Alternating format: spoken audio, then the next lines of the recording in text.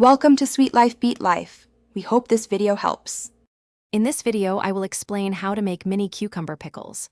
First, gather your ingredients: fresh mini cucumbers, white vinegar, water, pickling salt, and your favorite spices like dill or garlic.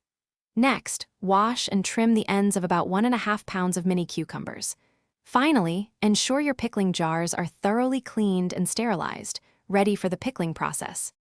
Now, let's create the flavorful brine. In a saucepan, combine 2 cups of white vinegar with 2 cups of water. Stir in 2 tablespoons of pickling salt and 1 tablespoon of sugar until dissolved.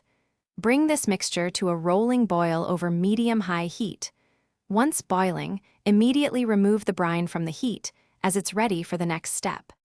With your brine ready, it's time to pack the jars. Tightly arrange the trimmed mini cucumbers into your sterilized jars. Feel free to add your favorite aromatics, such as a few garlic cloves or fresh dill sprigs, to each jar for extra flavor.